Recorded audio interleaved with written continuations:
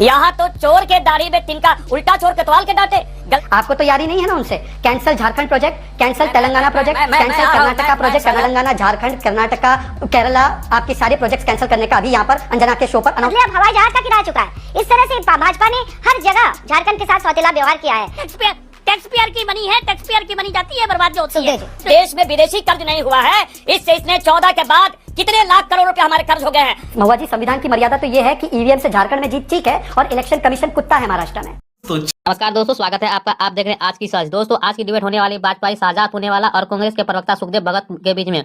दोस्तों, महाराष्ट्र चुनाव को लेकर डिबेट चल रही थी, जिसमें शाहजाद पुणेवाला ने कांग्रेस के प्रवक्ता की अच्छी तरह से क्लास लगाई है। आप लोगों से अनुरोध है कि वीडियो को अंत तक जरूर देखिएगा। अगर आप लोगों को चैनल पर पहली बार आए हैं तो चैनल को सब्सक्राइब और वीडियो को लाइक जरूर से कीजिएगा। चलिए दोस्तों, मेन वीडियो को स्टार्ट करते हैं। तो चलिए शुरू करते हैं। ये मैं स्पष्ट कर दूं, कांग्रेस के लिए भी अडानी का मुद्दा हो, मणिपुर का मुद्दा हो, किसानों का मुद्दा हो, संबल का मुद्दा हो, हर मुद्दे हमारे लिए महत्वपूर्ण है। शाहजाद भाई, एक बात जरा मैं बहुत गौर से कहना चाहूं, पूरा देश देख रहा है। मोदी अडानी की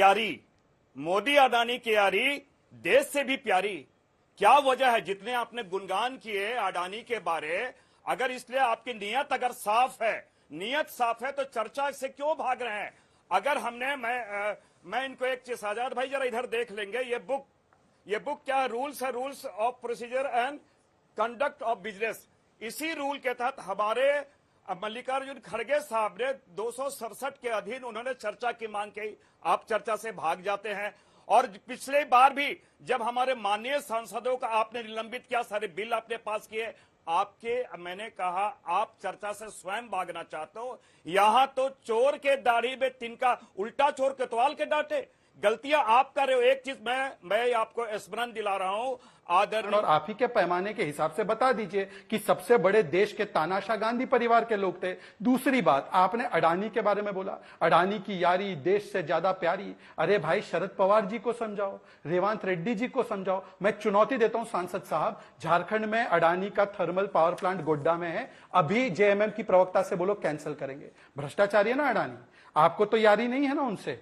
cancel Jharkhand project, cancel Telangana project, cancel Karnataka project. Karnataka में भी उनको दावत दी है। सुन लीजिए सांसद जी, सुन लीजिए सांसद जी आप आइए, पर मैंने आपके बीच में नहीं बोला। सांसद जी, मैं बड़ा आपका सम्मान करता हूं।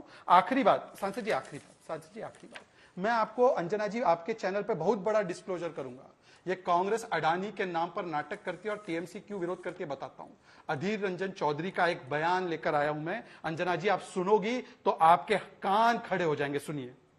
चुनाव लड़ने का एक बैग पैसे तो बन जाएगा अडानी अंबानी। बड़ा नोट मिले तो एक बैग से बन जाएगा आपका चल। जैसे लोग मिल जाएगी तो मैं तो बीपीएल हूँ। तो आप पार्लियामेंट में तो इनको बुरा भला कहते हैं, अडानी अंबानी को, सबको जरूर कहते हैं।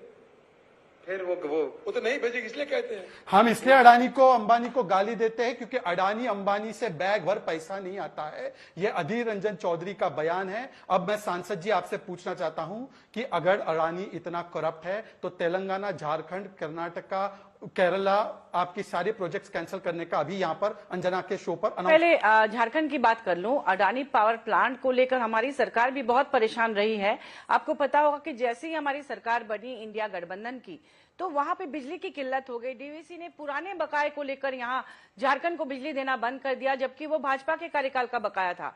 उस समय अडानी पावर प्लांट से, आप जानते हैं कि जिस स्टेट में कोई पावर प्लांट लगता है तो 25% इलेक्ट्रिसिटी उनको देने का प्रावधान है। लेकिन भाजपा ने अपने कार्यकाल में कुछ ऐसा प्रावधान करा दिया एमओयू साइन कराते समय कि वो कह रहे हैं कि हम झारखंड को नहीं देंगे, यहां से इस प्लांट से नहीं देंगे, जबकि झारखंड की का कोयला लिया जा रहा है, वहां का पानी लिया जा रहा है, वहां पॉल्यूशन दिया जा रहा है, रैयतों की जमीन ले जा रही है, लेकिन वो बांग्लादेश को देंगे, लेकिन झारखंड को नहीं देंगे। झारखंड को अगर जरूरत इलेक्ट्रिसिटी की तो वो अडानी पावर प्लांट के इस देश के दूसरे राज्य से खरीद कर लाए। मतलब आप जहां 2 पैसे का रिक्शा भाड़ा देंगे, उसके बदले अब हवाई जहाज का किराया चुका है। इस तरह से भाजपा ने हर जगह झारखंड के साथ सौतेला व्यवहार किया है। आप कह रहे हैं कि आप, जैसे कि अभी 25 तारीख को जब ये पार्लियामेंट का सेशन स्टार्ट हुआ तो माननीय चेयरपर्सन सर ने राज्यसभा में कहा, हमारे माननीय खड़गे जी से, कि भाई संविधान को 75 इयर्स पूरे हो रहे हैं, उम्मीद है आप इसकी मर्यादा रखेंगे। संविधान की मर्यादा हम लोग तो रखते हैं, लेकिन आप लोग नहीं रखते भाजपा वाले। मैं क्यों कह रही हूं? क्योंकि आपको पता होगा कि किस तरह से झारखंड में जो चुनाव हुआ, महाराष्ट्र में जो चुनाव हुआ, आपने उसमें कटोगे बटोगे का नारा लगाया चारों तरफ। जब संविधान को अगर आप मानते हैं, आप संविधान दिवस का सम्मान करते हैं, आप बाबा साहब अम्बेडकर का अपमान क्यों कर रहे हैं, जबकि उन्होंने सभी जाति धर्म के लोगों को बराबरी का अधिकार दिया है? क्या यहाँ के मुसलमान भारत के नागरिक नहीं है? आप कह रहे हैं कि अगर उनके साथ आप मिलोगे तो आप कटोगे, आप बटोगे। पूरा चुनाव इस पर लड़ा गया, जितने भी शहरी क्षेत्र है उसको प्रभावित कर दिया भाजपा वालों ने। आपको पता होगा कि यहाँ के करीब 10 सीट में सिर्फ बटोगे कटोगे का नारा लगाकर अश्लील वीडियो शहरी सीटों को इन्होंने डिस्टर्ब किया है। बटोगे कटोगे वाला शहरी वाले लोग मान लेते हैं। आप विकास को मत देखो, काम को मत देखो, आप खाली नफरत घोलो, हवा में जहर घोलो और चुनाव जीतो। ये फंडा अगर रहेगा तो ये देश लोकतांत्रिक देश नहीं रहेगा। ये पूरी तरह से संविधान पर चर्चा होगी 13-14 को, लोग हिंदू और मुस्लिम करते हैं। बिल्कुल जी। अरविंद जी, ठीक है, आरोप का एक हिस्सा ये भी है ना कि संसद बैठे या न बैठे ज्यादा वक्त के लिए बिल पास हो जाते हैं, यही तो वो लोग कह रहे हैं। अब देखिए, आप बजट सत्र में लोकसभा का काम आखिरकार जब एंड में देखा गया तो 136% था, 136%। राज्यसभा का 118%। अंतरिम बजट में जो कामकाज हुआ वो लोकसभा में 148% और राज्यसभा में 137%। मतलब जो बिल पास कराने होते हैं, यही तो आरोप विपक्ष लगाता है कि फिर आप लोग बिल बिना चर्चा के पास करा। करोड़ रुपए लगता है। ठीक है सुखदेव जी, छोटा सा इसका जवाब दीजिए, फिर आर्यन की जेब से पैसा जाता है। टैक्स पेयर की मनी है, टैक्स पेयर की मनी जाती है, बर्बाद जो होती है। तो इसका ध्यान आप अगर नहीं रखेंगे तो कंस्ट्रक्टिव विपक्ष कैसे कहलाएगा? ये मेन प्रधानमंत्री जी पे हैं। मैं 4-5 नाम, अरविंद जी जरा 4-5 नाम मैं बता रहा हूं। Kenya, Sri Lanka, Israel, Vietnam, Bangladesh, Singapore हो, तंजानिया हो, लेबनान हो, लंका, जहां पे सारी चीजें मैं इसलिए बोल रहा हूं कि प्रधानमंत्री जी जाते हैं दिसंबर 23 में जाते हैं केन्या, मार्च में अडानी जी को मिल जाता है। लंका फरवरी में जाते हैं, 20 में उनको मिल जाता है। इजराइल जुलाई 17 में जाता है, 18 में मिल जाता है। ऐसे मैंने कहा कि हर जगह पे जहां जहां मोदी जी गए वहां वहां अडानी को वहां पे कॉन्ट्रैक्ट मिलते। प्रश्न ये है कि क्या एक प्रधानमंत्री जी के लिए, इसलिए मैंने कहा कि अडानी और मोदी की यारी क्या देश से भी प्यारी हो गई है? प्रश्न ये है, मैंने इसलिए कहा। और इन्होंने कहा कि क्या आरोप लग रहे हैं। आज मैं आ रहा हूं, आज लंका ने क्या कहा, आज फ्रांस ने क्या कहा, केन्या ने क्या कहा। तो ये सारी चीजें देखिए, आज जितने जो हमारी सरकार, जो पूर्ववर्ती सरकारों में जितने देश में विदेशी कर्ज नहीं हुआ है, इसने 14 के बाद कितने लाख करोड़ रुपए हमारे कर्ज हो गए हैं। इनसे पूछिए और अंजना जी अपनी रिसर्च टीम को काम पे लगा दीजिए। बांग्लादेश में जो अडानी को प्रोजेक्ट मिला, उस समय वो मनमोहन सिंह के साथ गए थे। मनमोहन सिंह ने अडानी को शेख हसीना से मिलाकर वो प्रोजेक्ट दिलवाया। अब आप खुद रिसर्च कर लीजिए, मैं झूठा हूं तो शो से पहले मेरा एक्सपोज कर दीजिए या आप सुखदेव भगत जी को एक्सपोज कर दीजिए। और मैं तो बोल रहा हूं सुखदेव भगत जी, अभी अधीर रंजन चौधरी जी का बयान सुनाया। अगर आप अडानी के भ्रष्टाचार के सच में खिलाफ है, तेलंगाना में और केरला में प्रोजेक्ट कैंसिल करवाओ ना, अभी के अभी अनाउंस करो ना अंजना के शो पे।